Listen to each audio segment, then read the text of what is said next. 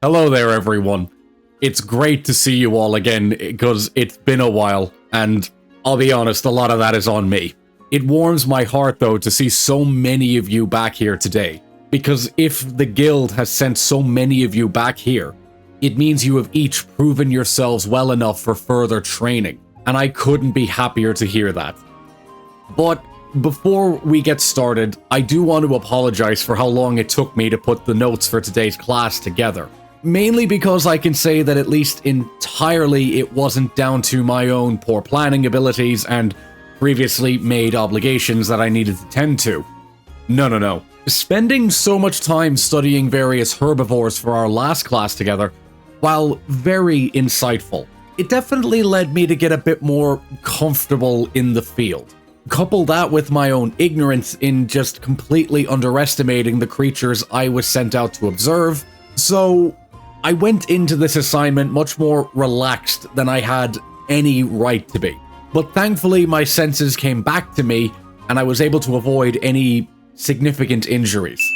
Now, while this was a blatant oversight of the most basic protocol, and one I aim never to repeat, I did end up finding some good in that. Let me explain.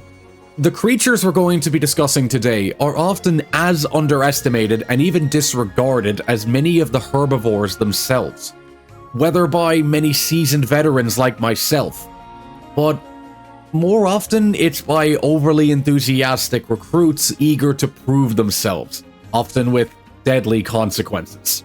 So today I aim to teach all of you how to avoid making that very same mistake. And today we'll begin our class on the first generation of Raptors.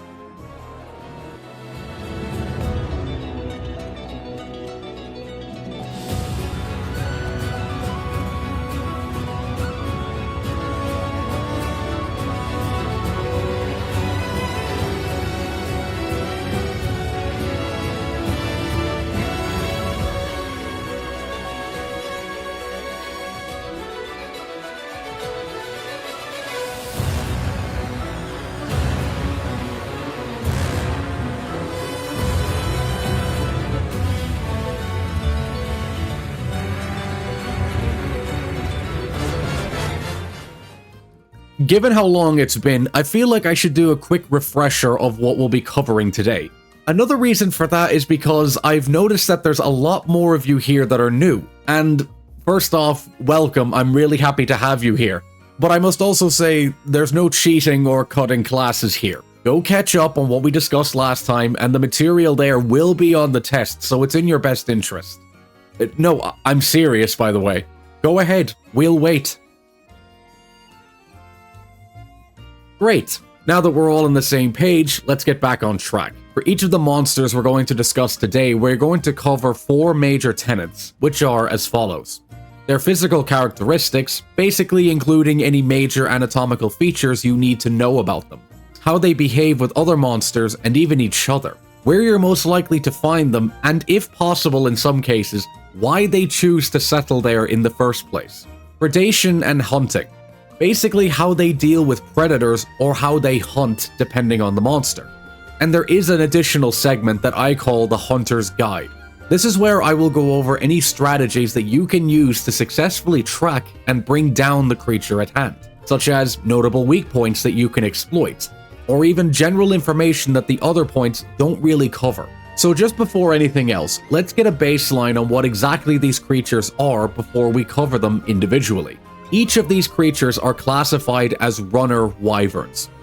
Runner wyverns are then themselves a subcategory of the bird wyvern class. I'm going to save a much deeper explanation of the bird wyvern class for a more appropriate creature, as these raptors alone have more than enough going on their own. Runner wyverns are categorized broadly as bipedal theropods with varying levels of social interaction within their hierarchy. This in itself is a very general summary of runner wyverns, and the reason for that is because the 3 specimens we're going to be covering today are themselves a subcategory of a subcategory. I know that may sound confusing, but I promise I'm going to keep it very simple. The original trio are often referred to as the Old World Raptors, As while there are multiple similarities between them and other members of the Runner Wyvern class, they do possess significant differences that separate them, and they do matter. I'll put the key differences up on the board now, and feel free to take those down, but I'm going to summarize the very important ones. This trio has much more slender frames when compared to other members. They form much larger packs with a keener focus of dominance within their hierarchy. And to display this dominance within their hierarchy, they possess very ornate head crests. Their final separating trait is actually in the name associated with them, as this particular trio is still primarily found in the lands of the Old World continent. Now, while they may be limited to the lands of the Old World, during their time there, they have achieved a truly staggering level of ecological success. Every biome in the Old World has a corresponding raptor in its ecosystem. And so we're going to start this class off with, in my opinion, the most well-known and abundant member of this class, the Velociprey and the Velocidrome. There are many of you for whom I am certain seeing these creatures again must feel nostalgic, if nothing else. And for the rest of you who may have started your journey recently, or in just different lands, let me tell you that this specific genus of raptor is what started and halted so many on their paths to become hunters. Looking at these raptors, there are multiple reactions to them. There are those of you smart enough to look at them and realize a threat when you see it. There's the seasoned veterans amongst you, who have been dealing with creatures much higher up in the food chain, and you may have forgotten that just how much of a threat these monsters can be. And finally, there are those of you rather new, who may have scoured the libraries to learn about monsters much more fantastical. Such a scale can often make these creatures seem like little more than small pickings, when you're expected to eventually face down something like, this. And this statement is only true at the slimmest level of surface context. Like all creatures out there, they demand your respect, and today, we'll discuss why. We're going to start off with the much more common Velociprey. This is because now that you have proven your ability to swing your blade the correct way, we need to see how your nerves hold up when the target not only bites back, but it has much sharper weapons of its own. Velociprey are much more common to see than the larger Velocidrome, so we need to prepare you for them first above all. Velociprey typically measure at around 5 feet tall or about 1.5 meters, reach about 12 feet or 3.5 meters in length, and weigh around 800 to 100 kilograms, or again just to help, 175 to 200 pounds. Whereas the Velocidrome are significantly larger, standing at around 8 feet or 2.5 meters tall, reach around 20 feet or 7 meters in length, and typically weigh around 1.5 tons at maximum. Their bodies are quite slim and lightly built. They're made for agility and dexterity above all. The Velocidrome's significant size and weight difference comes into play, more so when they're hunting or solving pack disputes. Their bodies are also covered in deep blue overlapping scales with white-colored underbellies, which provide a decent level of protection without really weighing them down too much. They also bear an orange-pointed head crest. These crests are used to display rank and authority amongst its peers. The bigger the crest, the higher the rank. And here's a side-by-side comparison of a Velociprey's head crest and a Velocidrome's head crest. Being carnivorous creatures, their mouths are filled with small needle-like teeth, perfect for gripping into larger prey or ensuring smaller prey can't get away. Also, I myself have counted this many times just to be certain, but there are many specimens in the Old World that have as many as 6 claws on their hand, and the Velocidromes somehow grow an additional 7th claw. I've honestly racked my brain to figure out not only how this happens, but why this happens, and at this point I kind of just accept that they're there. Maybe it's a dominance thing, I can't really narrow it down. One of their most potent weapons aside from their fangs and claws is that enlarged single claw on their feet. This weapon is one of the key components of how they hunt, which I will highlight later. There are also no clear traits of any distinctual sexual dimorphism between them. A male and female Velociprey are identical as far as I can tell, and a male and female Velocidrome are also completely identical. There's no real speed, strength, or endurance difference between the genders. So I honestly wouldn't waste your time trying to actually spot the difference between them, as they're both equally capable of tearing you apart given half a chance. But there is one thing I wanted to highlight, and it's a theory put forward by some researchers at the Guild. They have claimed that the black stripes that form along their bodies are in fact unique to the individual. Now, I myself cannot speak to the validity of this statement, as during both my time hunting and researching them, I've never really noticed anything particularly unique, but I also can't outright refute it either. So if at any point any of you happen to spot a specimen that supports this theory, be sure to let them know at the Researching Guild. I am certain they will appreciate it. Just do me a favor though, try not to get eaten during this, okay? Please? The Veloci family are considered by many to be the simplest of the Old World trio. I've even heard many describe them as the plainest. Now, I myself refute that statement entirely. While, yes, the other two members of the Old World trio have evolved much more potent forms of weaponry to help them when hunting prey, the Veloci family make up for this lack of specialized weaponry with sensory acuity.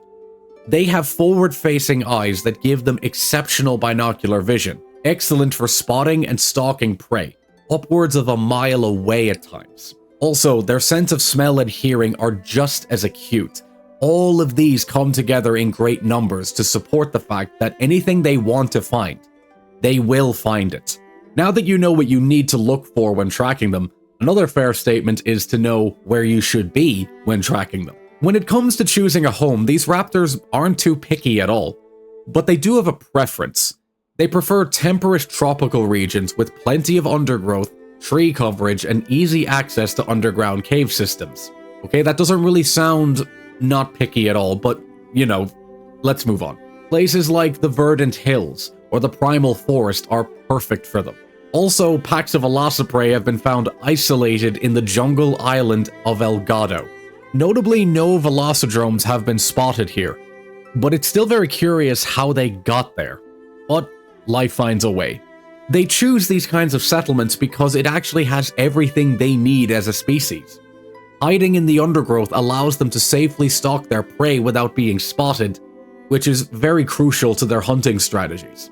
Tall trees grant them protection from airborne predators, which more often than not just swoop down to grab them right off the ground. And finally are the cave systems. This may be new information to some of you, because usually when you see these raptors, it's out in the open grasslands.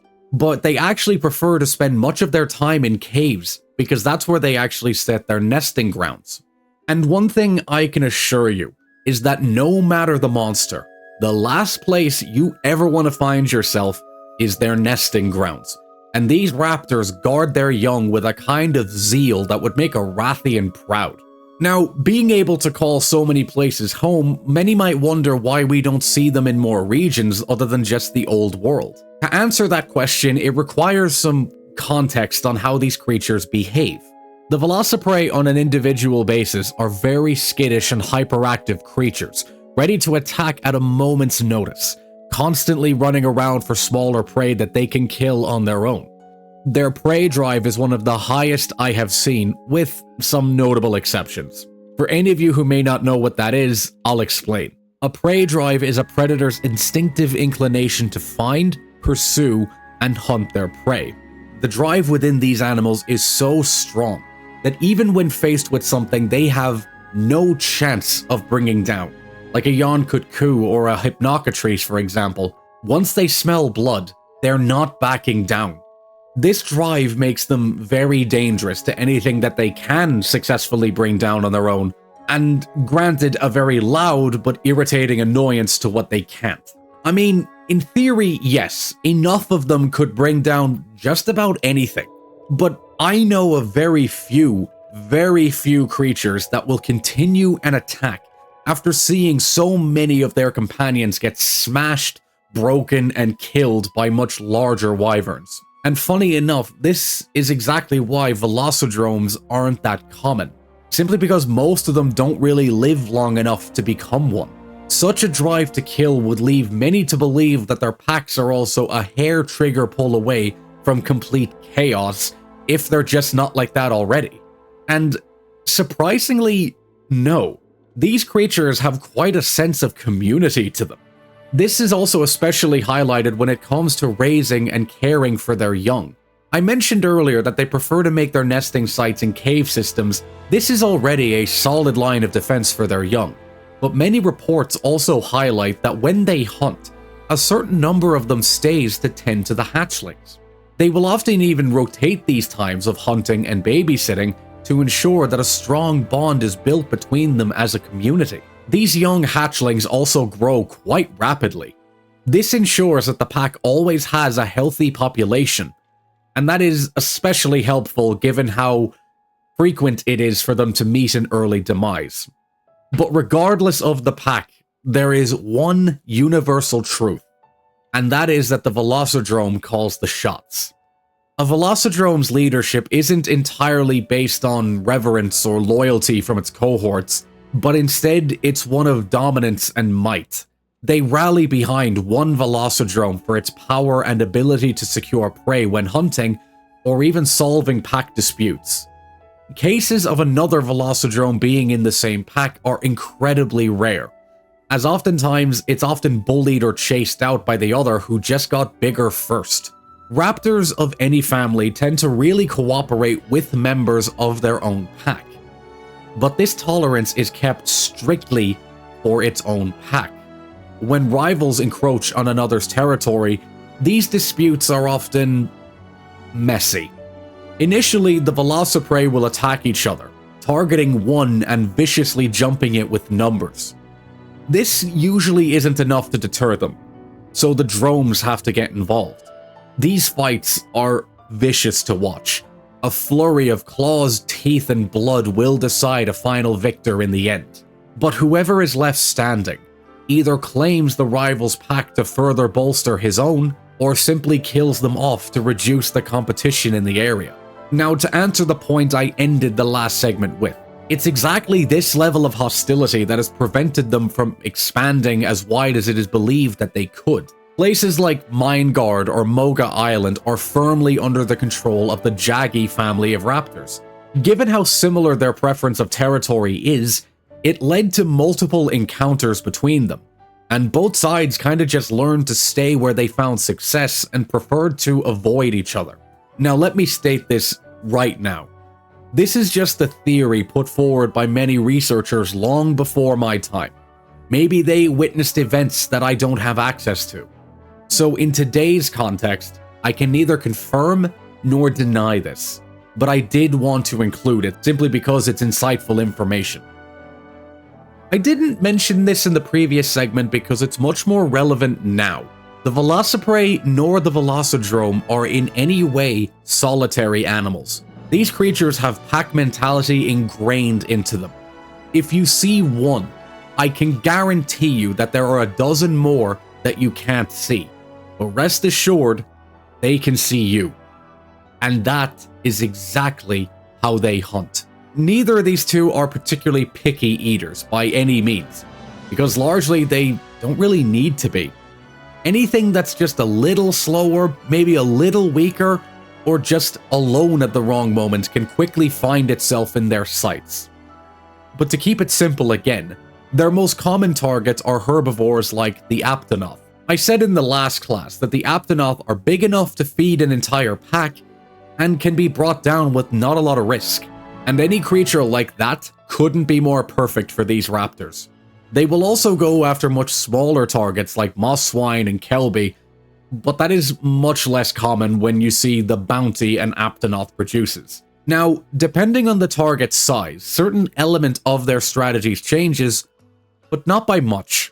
When hunting something bulky like an Aptonoth, they hold back and observe their prey from the shadows. Their keen eyesight allows them to observe the herd of Aptonoth exceedingly well. Whether the young, the sick, or the old, that's what they're after. Once a target has been chosen, they need only isolate it from the herd. And given how easy it is to frighten Aptonoth, this isn't exactly a titanic task. But once this task has been accomplished, that is exactly when they begin their attack. They first encircle their target, making sure they can't just run away, and they begin running past their faces and making loud noises to disorient their target and, above all, make them panic. Through a series of vocal cues, these raptors can stage complex and coordinated attacks, waiting for their cue to strike at the precise moment they're needed. Their needle-like teeth are great for gripping into their prey, and their claws are great from slashing into them, causing deep wounds. They aim for weak points like the neck, flanks, and underbellies when slashing, and these wounds are definitely able to hurt the Aptonoth, but they're not lethal. The thick leathery hide of an Aptonoth isn't terribly impressive, but it's more than enough to ensure that these cuts won't kill them. That's when their main weapon comes into play, that singular extended claw on their feet. This hook-like talon is multiple times thicker and longer than any other claw they possess. It can measure up to 20 centimeters or just under 8 inches long, making it effectively a dagger strapped to their feet. Its hooked shape ensures that it punctures deep into the flesh of their target, and the inside is deadly sharp, ensuring a deep, clean cut. When hunting, they leap onto their prey, kicking their foot down with this claw embedded into their prey, ensuring that any cut becomes a deep, open wound. The aim of this wound is not to kill it outright, but to make their target bleed. Now, one deep wound from this claw is bad enough, but if the Aptonoth escapes, there is a slim chance, but still a chance that it could survive the ordeal. Now, when a dozen raptors are doing it, yeah, those aren't the greatest odds. But before long, either blood loss, exhaustion, or both will take its toll on their prey, and the raptors need only keep them panicked to speed up this process. In these situations, the hunt is often much swifter. They will let the smaller Velociprey stalk and isolate their prey to remain unseen. But once this is done, the much larger Velocidrome will use its much more impressive size, weight, and deadlier weaponry to ensure a kill. No matter what their instincts tell them, the Velociprey know that the final call comes from their leader. Whether a bold, brazen chase or a calculated, deadly strike, it's all up to the leader. And this is the key to their success as a species. Coordination through communication and teamwork is what allows these raptors to prey upon creatures much larger than themselves, and do it reliably. Now, here is where we get practical, everyone. By now, you've all spent your fair share of time gathering herbs, mining ore, and helping keep the meat reserves full by hunting some herbivores. First off, good work for not cracking under the pressure, and even more praise as many of you didn't stab yourselves or your party members. Truly, well done. And for the rest of you, go to the medics now. Since you've progressed this far, on top of hunting herbivores, you'll be expected to tackle some predatory monsters. And just as the Aptonoth is most likely to be your first herbivorous target, the Velociprey are most likely to be your first carnivorous target, with the Velocidrome not being too far behind them.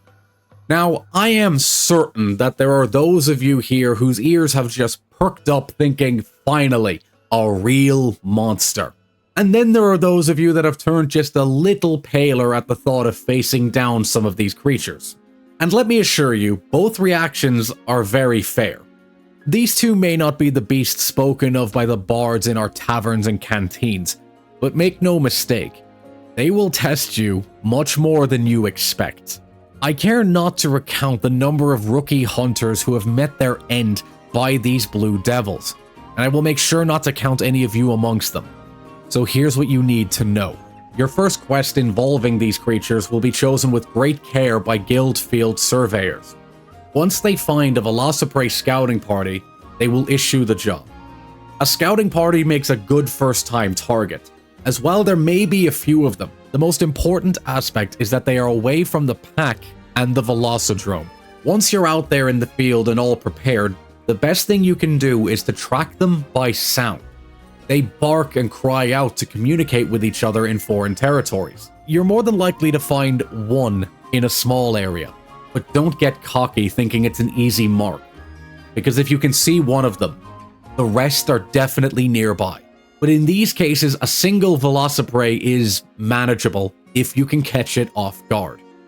They tend to panic when fighting alone, even if briefly.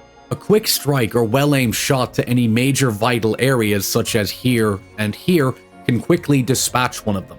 Being very lightly built affords them great agility, but not much in the terms of defense. So even smaller weapons, it won't take much to do some real damage with them. Blades can cut deep if aimed correctly, and weapons like the hammer or greatsword can just decimate these creatures. But this isn't the end of your task, not by a long shot. Say your target got one panicked cry out and the rest of the party heard it. I assure you, they're on their way. When outnumbered, I advise you to swing and aim wide to keep them at a distance. This allows you to get your bearings. Their goal is to pin you to the ground and pick you apart. This strategy keeps them at bay even just for a moment. Decide on what target and eliminate it swiftly. Cutting down the numbers never hurts, and also it'll put the rest of the pack on defense now that they know you're not helpless. Now once they realize you're not easy prey, they're gonna have to start playing things a bit smarter. And now so do you. They will aim to overwhelm and distract you, even briefly. They will feign jumps and slashes to keep your attention on the loud ones. But the most dangerous ones are those hiding in your blind spot, waiting to trip you up and bring you to the ground. During all of this, be very wary of those talons. The armor you've all been given is strong enough to keep you alive, but they will find an angle that you're not guarding and open you up easily. You can tell just about anyone you're ever hunting with that if you're surrounded by Velociprey, keep moving. Keep attacking and never assume your safety until the last one has been dealt with. This covers your safety for when dealing with the much smaller Velociprey, but now we move on to the leader. Some of you might think it's way too soon to be mentioning their leader, but I can also guarantee that if you manage to successfully come back alive after hunting down its underlings, it'll be much sooner than you think before the guild sends you after their leader. Now, same situation. You're out in the field and ready to track down their alpha. Same thing will happen. You will often find its underlings first, and more than likely, they're gonna find you. Velocidrome are very territorial animals, and they do not take kindly to intruders, especially ones they know they can kill. So, same scenario as before. You spot one, and the rest of the pack rushes you from the brushes. This is when the big guy joins the fight, and the whole dynamic now changes. The pack becomes better organized, following its every command. They are now harnessed, and will become a much better unit because of it. Your first priority is to cut off the head of the snake.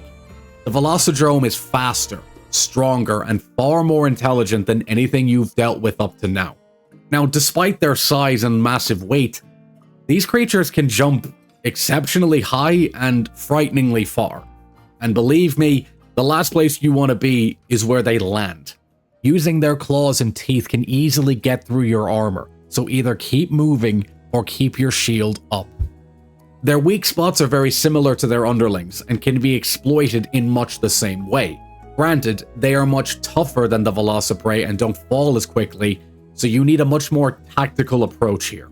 Blunt weapons or heavy types of ammo work quite well against them. Their mobility is their main strength, so I advise take it away from them. Aim for their legs, because even if you don't do enough damage to break the bone, repeated strikes to such a place will slow them down. I also recommend targeting the head crest. The reason being is that it takes a lot of force to break it, and so when it does, they're more likely to fall to the ground, leaving their underside wide open for a finishing blow. And the other being that without the crest, they lose their status as leader. And more often than not, the pack will either scatter or just not listen to them. Once you have brought the Velocidrome to the ground and actually land some significant strikes, the rest of the pack tends to lose its nerve seeing their leader so weakened. But one final bit of advice is you need to keep your guard up even when it's at its weakest. Even when you see these creatures limping trying to escape, they may not be at full strength, but a cornered, injured animal is one of the deadliest you will ever come across. They're desperate to survive and will do anything to do so. So do not underestimate them even in such a situation. If you can manage to land a paintball on them to track their movement, let them escape. Let them get back to their dens and think they've gotten away. Once they need to rest, they will do so. Once the animal has fallen asleep, you can take full advantage of that, either setting up bombs to do some real damage to them or landing a truly critical strike. But let's say you kept your head on and didn't lose your cool. Once you have slain your target and claimed your bounty, the carcass of these blue raptors will be put to use, that I assure you. Their claws, scales, and teeth can be sold at the market. They fetch a modest price, mainly because of how common they are. These parts can be used to craft basic tools by the citizens, or the smithy will use them to forge entry-level weapons and armor. These weapons are worth using, especially at the stage you're all currently at, as they are a decent upgrade from your starting gear, if nothing else. That may sound disappointing to some, going through such effort fighting something that has that much power against you for such meager gain. But that's not the important thing to keep in mind about these raptors, is that they are the guild's way of making sure you can handle yourself against something that bites back. Because if the pressure of something trying to make you its next meal is too much for you, then that's where your journey ends, and there's no shame in that, but we need to find that out. And as per usual, I have a note for you all to take down from my journal. The Velociprey are as swift as shadows. Their strength is drawn from the pack, but where the Velocidrome leads, their courage hardens into blades. Break the leader and the pack will crumble. Ignore it, and you will drown beneath a tide of claws. Before concluding our discussion on our Cobalt culprits here and moving on to our next one, I want to emphasize a final word of caution to all of you. Do not under any circumstances let the villagers or even veteran hunters calling these beasts beginner hunts ever lull you into a false sense of capability. So treat them with respect while you're improving and even after that. Because personally, it's just not a great image to be taken down by one of these creatures if you have felled things much deadlier than them. Just keep that in mind, everyone. Now, another point I want to address is that for being one member of an already small group of raptors, I definitely went into a decent amount of detail there, didn't I? And there is a reason for that, and it wasn't that I was just rambling. Well, this time at least. I chose to give the Velociprey and by extension the Velocidrome so much time and attention in today's class because understanding them is key to understanding this trio in its entirety. They are, in essence, the foundational template upon which the other two built and expanded upon. Now, absolutely, that is a crude oversimplification of their evolution and ecological diversities, there's no question. But it's still true, even at its core. So while we are covering the remaining members of this particular group, I will mainly be highlighting the differences you need to know about each member, such as their unique adaptations, hunting strategies, and key points on how to best hunt them. We're still going to go over the 5 key tenets, that I assure you, but not as in-depth unless a particular case requires it. But I just wanted to clear that up in case the rest of today's class felt a bit quicker by comparison. So, if you managed to stay awake this far, first off, I commend you, but also, it's not over yet. And we're moving on from the lush green forests to the unforgiving sands of the desert. And the snapping jaws awaiting us there are the Gen family of raptors, the Genprey and the Gendrome. While the Velociprey and Velocidrome are typically agreed to be the template of the species, don't let that mistake you into thinking that the raptors are just the same, but different colors. Their verdant cousins here have developed and adapted in a great number of ways. They are built to survive and thrive in the harshest of biomes that this side of the map can throw at them. And just like the sandstorms that frequent their homes, they come at you fast and without warning, and pack a deadly sting you're not likely to forget. Now, whether speaking of the Velociprey and the Genprey, or the Velocidrome and the Gendrome, their physical characteristics are largely similar. Both specimens will generally reach the same height, length, and weight, with any differences being an exception but not the rule. But for clarity's sake, the Genprey can get to around 5 feet tall, 12 feet in length, and weigh around 100 kilograms. and the Gendrome matches the Velocidrome at around 8 feet tall, 20 feet in length, and about 1.5 tons. But where they differ from their blue cousins, that's where things get way more varied. For starters, their bodies are covered in green-colored scales with streaks of sandy beige and darker brown along their backs. I'm unsure if the theory of unique patterns appearing on each specimen carries over to them, but further research does need to be done in this area, and again, if you find it, let the researchers know.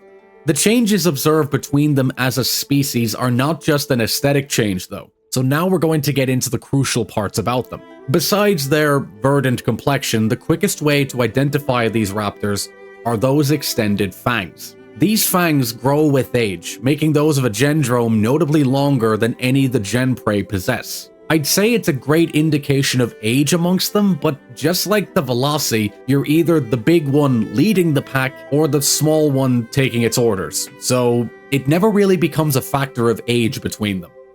When looking at them, these fangs definitely don't make for the best biting tools in terms of flesh rending or even gripping tightly into prey. Their extended length makes them far too impractical for this and even risks breaking them. They do possess smaller teeth in their mouths and sharpened claws, but the fangs themselves have a much more singular use. From birth, these fangs are connected to a venom gland in their bodies which carries a paralytic neurotoxin. This varied and complex concoction is very potent, and the fangs serve as an excellent delivery method. The fangs, though, are much too durable to be hollow like those of smaller snakes when biting into prey, so this leads me to speculate that the fangs themselves are grooved in a kind of way, allowing them to channel the venom down their teeth once they bite into prey. Its potency is not to be underestimated, as even from a young age, this venom can completely immobilize beasts tens of times their size. Hearing that, I assume I don't need to illustrate to any of you why not being able to move in a desert when surrounded by a pack of raptors is a bad thing, right? Good to know. But as if that wasn't bad enough, the potency of this venom also grows with age, making the bite of a Gendrome all that much more deadly to you or their prey. And if the size of a Gendrome alone isn't enough to distinguish them from the rest of the pack, the other key feature is that split yellow head crest indicating its status. And just like before, here's an example of a Genprey crest and a Gendrome crest. These particular raptors have chosen to settle in much more arid and hostile biomes compared to either of their cousins. Well, comparatively. Places like the Sunken Hollow and the dunes of the old desert east of Dundorma are perfect for them. They dwell in the caves found in such places, traversing rocky canyons and stalking sparse oases. But unlike the Veloci, the Gen family of raptors are much more reclusive and prefer to stick to their own lands and don't invade human settlements practically ever. They prefer to be in the deepest parts of the desert because that's where their hunting grounds are established. Initially, I did think this choice of habitat seemed rather counterproductive for them. Their scales are green and they live amongst the sands. This seemed too easy to brush off as just unfortunate evolution. So, I have a personal theory that I don't incite as gospel, don't get me wrong, but merely my own speculations or delusions depending on the day. The coloration didn't make much sense to me, and it really doesn't do them anything in terms of camouflage, as even through the hazy heat of the desert, even the dullest herbivores could spot their green bodies from a way off. And then it hit me. What is the one color any hungry herbivore wants to see in the desert when looking for food? That's all I'm going to say on it, because that's the only thing that really makes any sense to me. But again, it's not gospel, it's just my own theory. Now, looking at their behavior, this is where the fine details will split even more. Being part of the raptor family ensures that a pack mentality is quite literally ingrained into them, and the Genprey and Gendrome are no exception to this. They have strong communication skills for coordinating attacks and preventing or enhancing social discourse. Their sense of community extends to their young, as they are raised communally just like the Veloci to ensure a strong connection and sense of teamwork. The gen prey themselves are still vicious animals, but not as blindingly so as the Velociprey I mentioned before. Given the already innate hostility of their home, the gen prey can't really afford to waste their numbers on attacking creatures they aren't certain that they can bring down. But just because they tend to err on the side of caution a little bit more, fatalities still occur, and that's what keeps their numbers from just exploding, quite frankly, and often what stops them from reaching the status of a gendrome. A gendrome serves the same role as the velocidrome, ensuring discipline within its ranks, solving pack disputes whether internally or externally, and most importantly, serving as their bulwark when hunting. Now this is where these animals really come into their own. If the Velociprey are opportunistic hunters, the only way I can describe the gen prey and gendrome would be patient assassins. This is because the desert has a very funny way of reinforcing restraint among its denizens. Well, most of them. To survive in a place this hostile, you either have to match that hostility or get very creative just to stay alive. A prime example is their favorite prey, the Apsaros. These walking fortresses have a hell of a nasty temper, even on a good day, covered in armor and a tail club fully capable of turning a gen prey to mush. But despite the seeming futility in something like this trying to bring down that, they are considered their top predators. So how do they do it? Now, I imagine a lot of you are already putting your hands up saying that they use their venom to paralyze them, leaving them wide open to attack. And you'd be right, but not entirely. There's a bit more nuance to how they hunt, because if they just go up, bite their prey, and paralyze them in an open area, all that's going to do is just bring something much bigger around to take their food from them. Any predator that has the option of bringing food back to its territory will always choose to do so. The only exception being creatures that know nothing is going to risk taking food from them. So while you're correct in deducing its method, there's a bit more to it. The first step, as per usual, is to pick a target. Whether young, old, sick, they all work well enough. And since the Apsaros tend to move in numbers, the goal is again to separate them. Not all of them are equally true to their instincts, and eventually maybe one of them will run away. Their speed and agility allows them to easily keep up with such a large, slow-moving target, constantly screeching and clawing at them to keep it afraid and running. They even jump up on their backs just to keep them afraid. They know this isn't going to do anything to its armor, it's way too strong. But again, that's the power of survival instincts. When you're afraid, you'll just keep running. If they can successfully bring their target to their preferred spot, this animal will never see the light of day again. Panicked and likely exhausted from being chased, the Apsaros now has little choice but to stand its ground, but it's far too late for that. Seizing the opportunity, the gen prey will leap and roar in its face to disorient and confuse it. All it takes then is one well-placed bite on its leg. Once this venom is injected into the animal, it works frighteningly quickly. Slowly they become sluggish and stiff, their muscles failing to respond while they are slashed and bitten by even more assailants. The increasing doses of venom and blood loss will eventually take its toll and render them both exhausted and completely unable to move.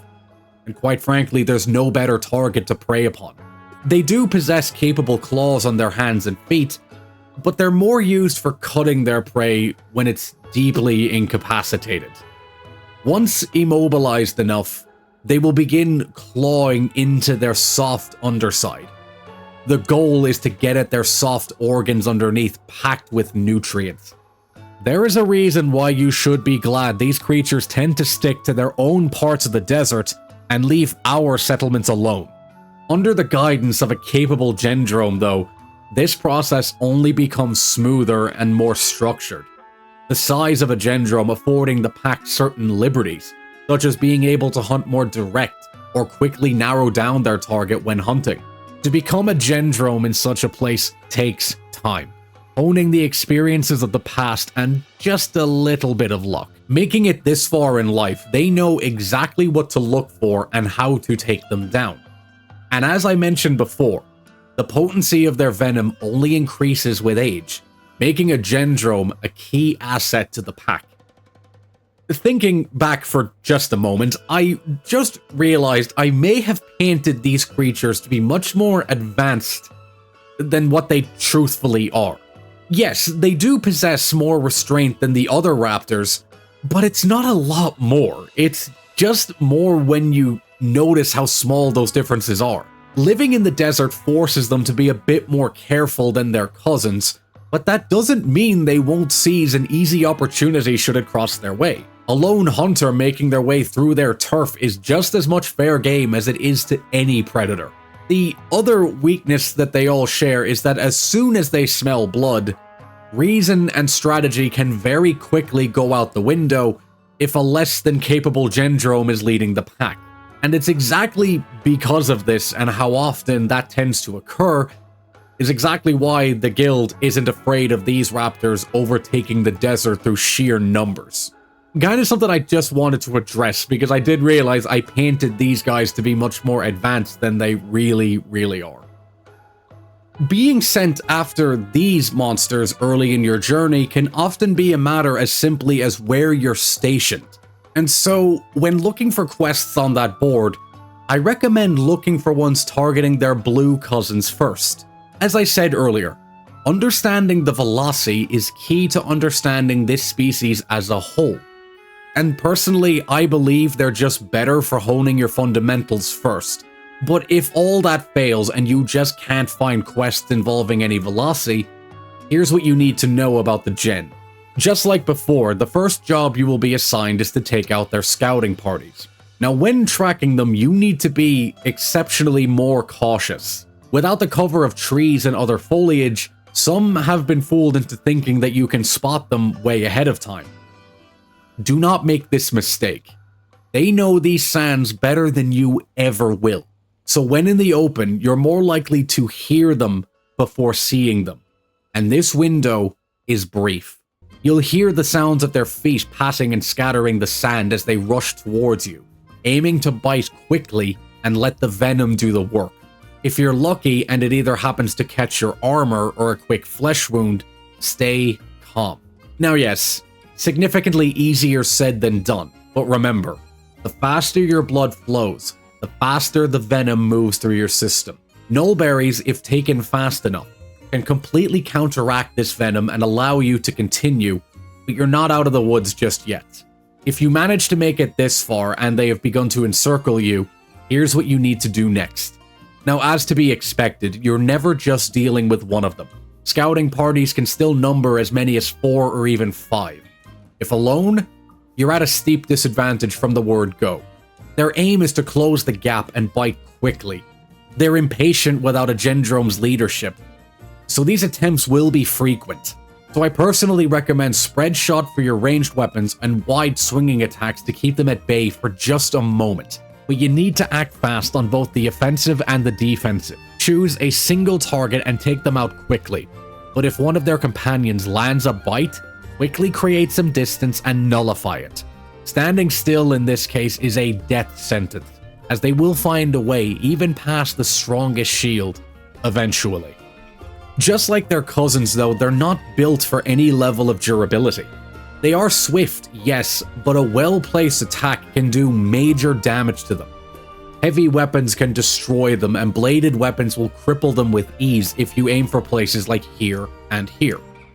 Once they see you're not easy prey, they will begin faltering. It's in their nature to strike as a group, not to die alone. So after slaying enough of them, they will either likely run or now attack out of desperation, and you need to react fast enough to respond to both. But if you were paying attention, you now know. Once you've proven you can deal with the small fry, the big one's not that far off. And when your time comes to face down a Gendrome, the whole dynamic now changes yet again. By now you know that they are simply much bigger, smarter, and meaner than their underlings, and none of these you can afford to ignore at all. The Gendrome will aim to control the pace of the fight at first, keeping you focused on it while its underlings find gaps in your defenses. And remember again, all it takes is one well-placed bite. But at the same time, you can't really risk taking your eyes off the big one to dispatch with its underlings, because then it's gonna seize that gap in your defenses. A Gendrome by now knows full well you're not capable of halting their movement, so oftentimes it charges straight at you. You either have to dodge or stand your ground if your shield is strong enough. And when surrounded by creatures that can do so much damage with one bite, every move you make needs to count. You need to quickly gain control of the pace of this hunt sooner rather than later, whether by using the environment to your advantage or useful tools like flash bombs. Either of these two strategies can quickly disrupt their control of the fight. Especially when blinded by flash bombs, their whole strategy begins to crumble, and unsurprisingly so. This is your chance to strike at the Gendrome. If you're using heavier weapons, aim for its legs. Repeated strikes will bring them down eventually. But if you can gain a vantage point or strike from above, aim for the head crest. Normally a sign of rank, but it's also a key weakness. If you can again shatter it, not only will it cause them to fall to the ground, but leave them well exposed enough for further strikes. It also will cause the rest of the pack to ignore their leader, as now its status has been taken away from it. So again, let's say you manage to follow these steps and land the final critical blow. Congrats. That's not an easy hunt to do, but you can now claim your rewards from them. Their scales, teeth, and claws, again, go for a modest price, because again, they're just very common. But I personally recommend you take them to the smithy. Armor made from their scales retains its resistance to their paralytic venom, making it essential for any future hunts involving them. Weapons made from their fangs are also excellent gear to get your hands on. While not as potent as when they were alive, the fangs have been soaked in the venom their whole lives, allowing you to weaponize it for yourself. And you would honestly be surprised by the number of monsters susceptible to this paralytic venom. These creatures mark the next step in the guild wanting to see exactly what you are made of. The guild sends you after these raptors both to prepare you for future endeavors, but also to try and psych you out. They don't want to make things easy for you, as we need to ensure that your metal is worth further tempering. These creatures are a lesson in patience, caution, and respect for your quarry. The desert doesn't forgive the arrogant. Neither do the Gendrome. Here again is a note for your journals, everyone. From the Genprey bites to the Gendrome's command, every drop of venom carries a lesson. And the wise hunter remembers that pride is the deadliest venom of all. Remember that and you'll live to see your next sunrise. Forget that, and the sands will remember you instead.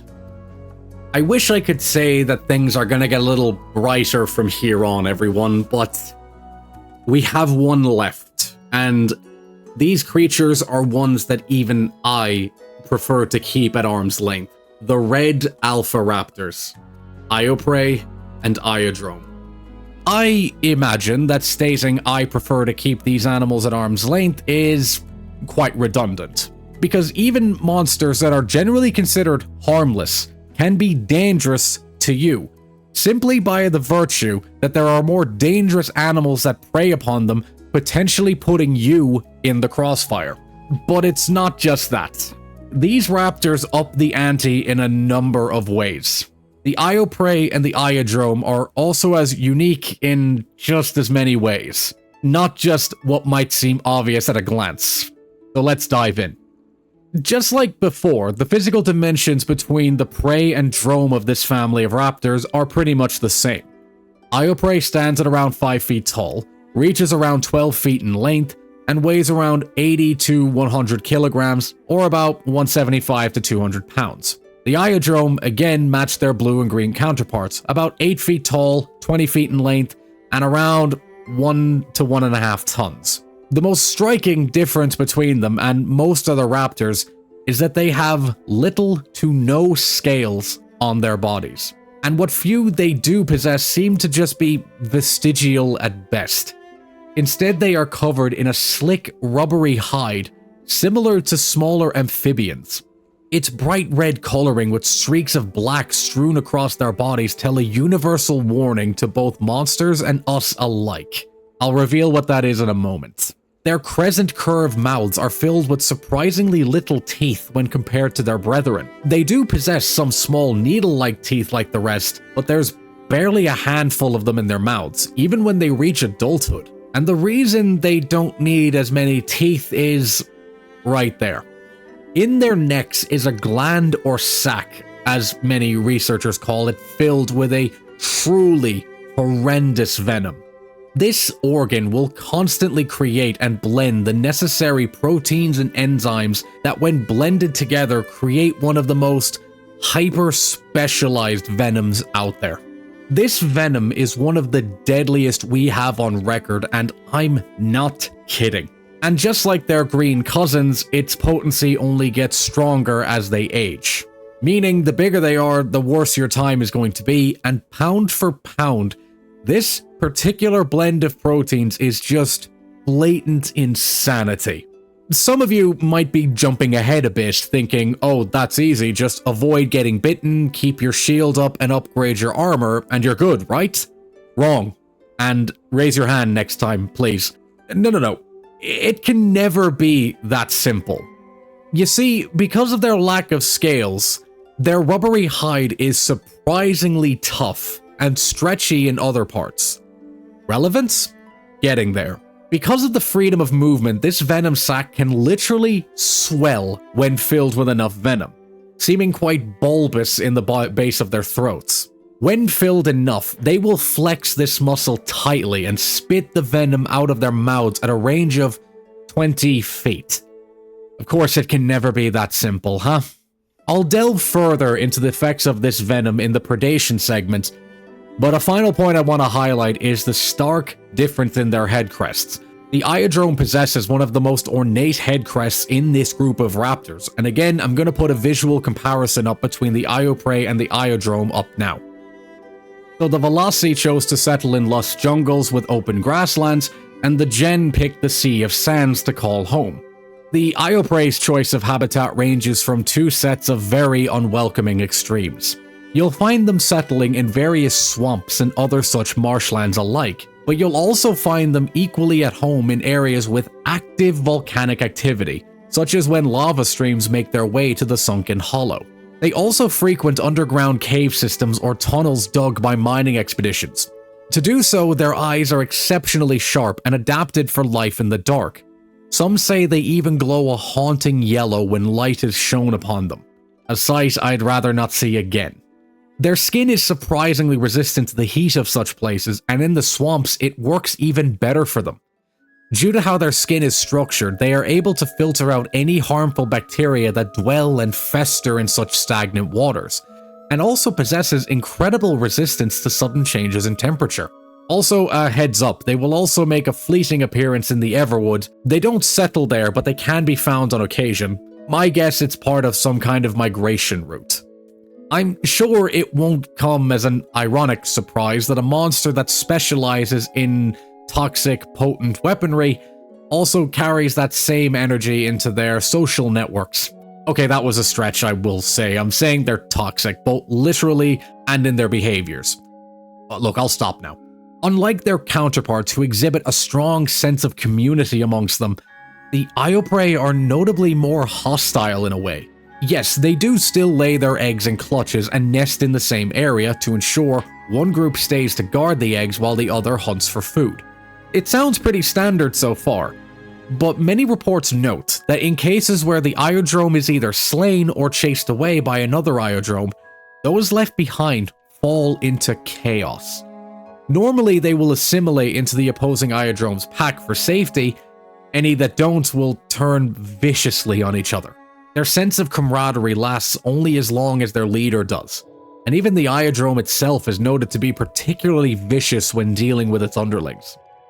Okay, I've dawdled on a few specifics until they were most relevant, and so here we go.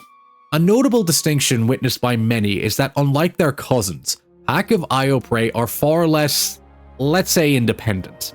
Packs of either Genprey and especially Velociprey are capable of surviving without the guidance of a drome for extended periods of time.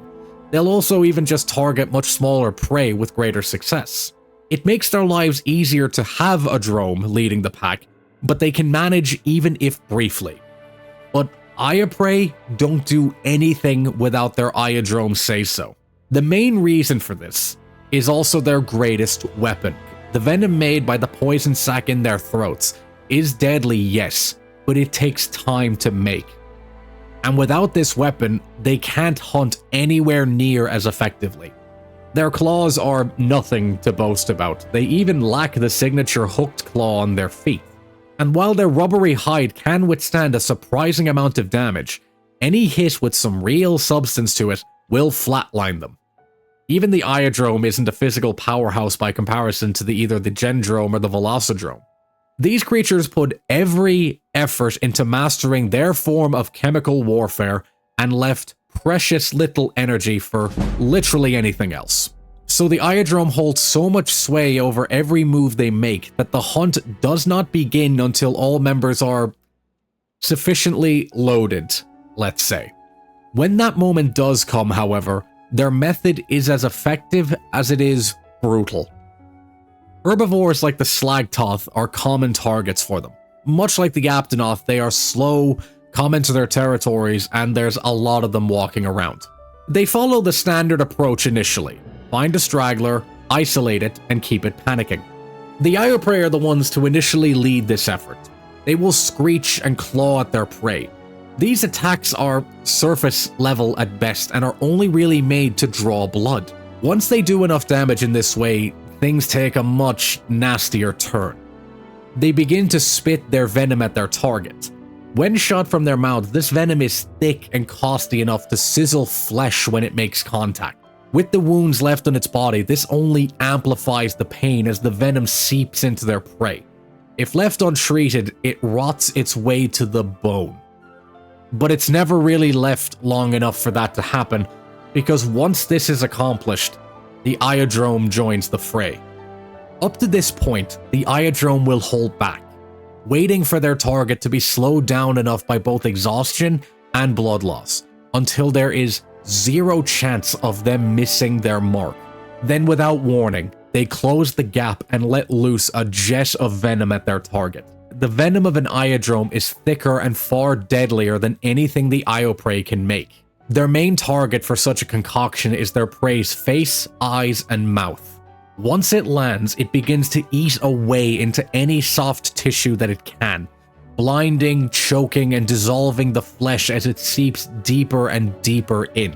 It really won't take long for their prey to simply collapse after such an ordeal. And once they do, the rest of the pack jumps in. Not to start eating them, no. They will instead spit up even more venom to coat their prey in the stuff. It seems like absolute overkill, but it does have a purpose.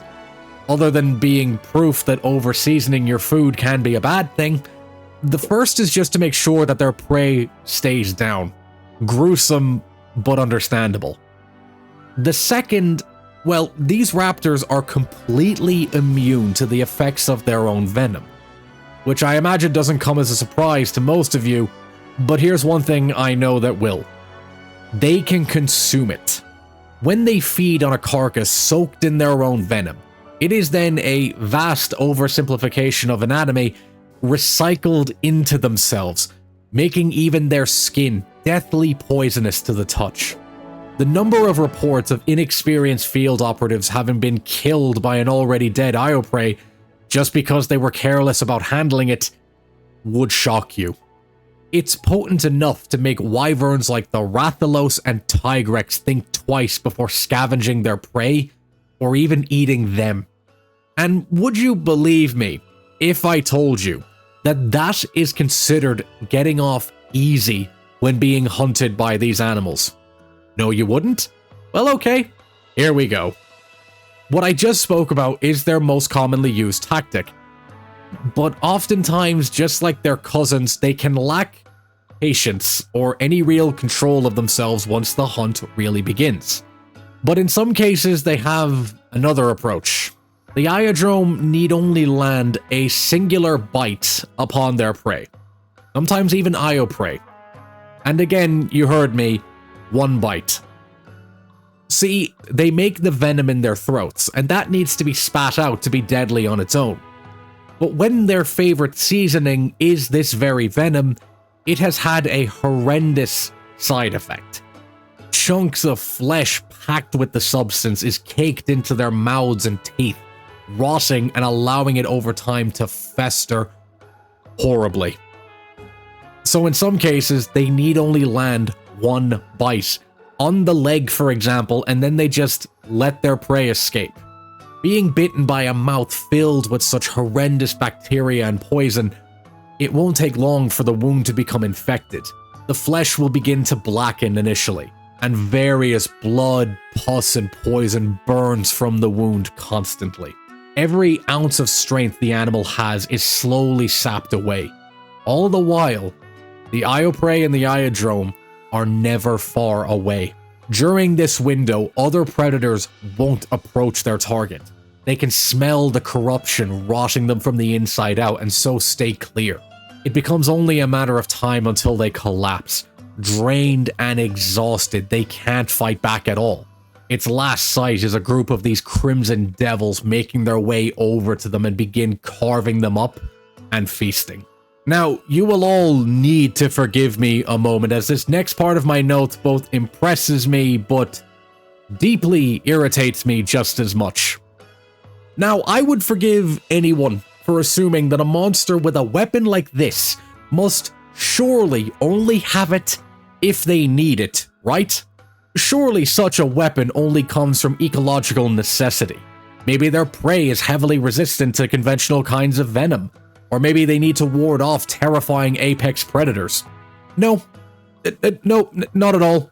Would any of you care to take a guess what their main food source is? Go on, I'll wait.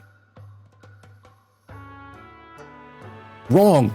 They eat insects. Yes, you heard that right. These Crimson Venom factories spend most of their time hunting small Neoterrans like Nahabra, Alteroth, and Hornitars. The reason this poison is necessary is that these insects are not physically durable at all. Most physical strikes will cause them to simply burst like an overripe fruit, leaving little left to eat. So they use either the venom itself or the noxious gases that come from it to kill these targets without damaging their bodies, ensuring there's enough substance left to eat. They make and possess venom this deadly for bugs. Honestly, you couldn't make this up if you tried, and it's just, I could go on and on. I apologize for ranting. Let's just move on before I begin questioning the logic or complete lack thereof with what nature produces, shall we? Now, there are certainly many things you could take away from just these raptors alone, so let's keep things simple and easy to remember. First thing to remember is that you need to come prepared above all to counter their poison. The poison itself isn't just strong, it's persistent, feeling like it's chipping away at your very life essence until stopped. And if you don't do it, it will keep going until there's nothing left to take. Even your armor will hiss like it's being dipped in acid when struck by it. Most of you won't even have access to armor strong enough to negate it outright, so antidotes and the ingredients to make them are that much more crucial. The ingredients are aptly named the antidote herb and a blue mushroom. Both are found quite commonly in a number of biomes and highlighting their hardiness above all, but also just about every merchant you can visit has these in abundance, so stock up. Look for their blue petals in the wild and harvest them very delicately. When crushed and mixed together, they'll nullify even the deadliest of venoms. How? I don't know, but if nature's gonna make a weapon that powerful, it had better give us a shield at least. So it can't be understated just truly how important it is to keep your stock full when targeting these creatures. The habitats they have chosen will also make your job that much harder even on its own, and only worse when dealing with these animals. In the swamps, the waters are both a trap and breeding ground for harmful bacteria, but the moisture of such a place allows their projectile venom to linger on the ground and become a deadly way of controlling a larger area. Whereas in the volcanic areas, the searing temperatures cause these projectiles to vaporize into noxious clouds, making the already humid atmosphere even harder and treacherous to breathe. But say you've done all the prep you need and finally found them. Since the Io Prey tend to not venture far from their leader, these windows of attack are very rare. Once spotted alone, you need to rush them down quickly, and here's the reasons why. When they're panicked, they're less likely to spit their venomous projectiles as they've been conditioned to only do so under certain terms set by their leader. They're used to feeling in control when facing something, so when something's seen as a threat, they're not really used to it.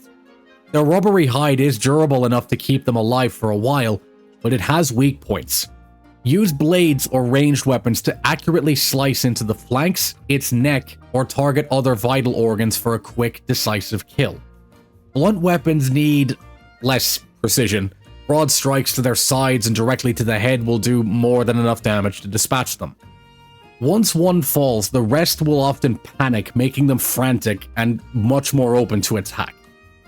Now, this only applies to dealing with the smaller Io Prey, so if the Iodrome is around, it changes by quite a bit. These animals are not used to be taken by surprise themselves. Their whole hunting strategy hinges on the Io Prey distracting their target before the Iodrome comes in for the kill. So if possible, establish the Iodrome's position quickly and take the fight to them. But you can't solely rely on the element of surprise to claim victory, as I'm sure it's no surprise that at this point they're much more durable than their underlings. So any surprise attacks need to be made in securing the upper hand in this fight. And once done, the name of the game is do not stop moving. Their venom projectiles are powerful, yes, but they're also their only real one.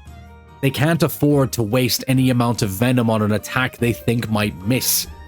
So if you keep moving between attacks, use the environment to break line of sight, and especially look back for when they rear back their heads, as that is when they're going to start spitting their venom. You might just have a chance here. But say you do get hit by the venom.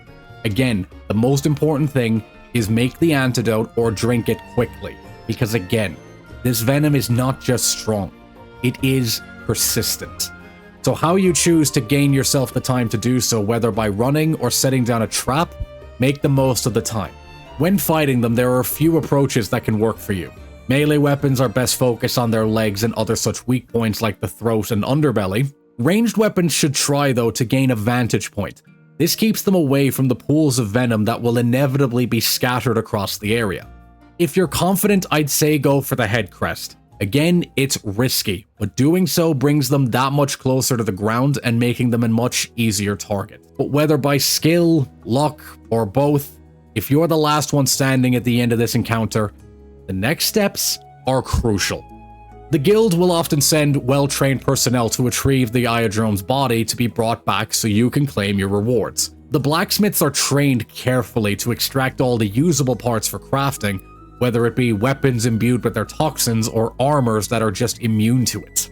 But it's the apothecaries that'll be really happy and pay you handsomely for the rest of this creature. The venom sacs are the most sought after part, that's no doubt. I don't know how they do it, I can't claim to, but they can be refined to extract some key components for future more potent antidotes.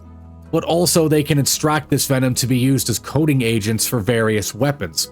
I'm sure you can imagine how thin the margin of error is for such results. These Raptors round out the lessons they all aim to teach you, in my opinion. Because if the Veloci teach you to keep your surroundings in mind, and the Gen teach you to guard your flanks, the Io Prey teach you to be careful when seizing your chance and not losing control of your cool during the moment. So again, here's a note for you all to take down. From the Io Prey's shrill cry in the misted marshes to the Iodrome's venomous rain amid molten stone, every drop they cast carries a warning. It burns, it blinds, it corrodes, but also refines. Each hunt scour weakness from the body and harden the resolve left in its place. These Raptors may not be the true tyrants of the domains they call home, no. But Honestly, I don't think anyone can deny the true mastery of such places they have achieved is just unparalleled. They have adapted means of countering the drawbacks and amplifying the benefits that they provide so efficiently well. Each of them in their own way is a reflection of the truth that nature's rewards don't always come to the strongest of beasts, but ones that adapt to whatever nature throws at them. Don't let the idea that these creatures are commonly labeled as beginner hunts by many villagers and even veteran hunters ever fool you. They've ended more careers than I honestly would say most elder dragons ever will. Arrogance blinds faster than their venom, and hesitation will kill so much faster than their claws. Carry these lessons with you into every hunt from here on. Move with awareness, strike with intent, and remember to always respect them, because they will cut you down in an instant should you fail to do so. Fangs, claws, venom, and cunning. Each raptor carries with it a lesson in survival. Learn it well, or become the next chapter in their story. Many look to the sky in awe, forgetting what it is on the ground that taught us to fear. And so with that, everyone, that brings today's class officially to an end. You're about to venture into so much more dangerous territories filled with creatures of an even worse temperament. So I can only hope that you carry what I taught you here today and that it proves to be useful to you out in the field. I apologize if this lesson seemed notably more grim than our last time together, but I feel as though I would be doing you all a disservice if I shook away from the grim reality of what being a hunter can be. Yes, becoming a hunter of legend is the dream we all have. There's no doubt in that. But it is also a path wrought with danger, peril, and, if you're smart, fear. I believe with all I am that each of you will prove your strength to the guild, and to yourselves enough that I will see you all back here when you're ready to advance. I myself will also prepare our next lesson with haste. When next we meet, we will advance even further into a study of truly strange birds. The Yon Kutku and the Yon Garuga. I should also say that any questions you may all have, feel free to send them to me, and I will do all I can to answer them, that I assure you. So until next time, everyone, take care of your equipment, each other, and yourselves. And as always, good hunting.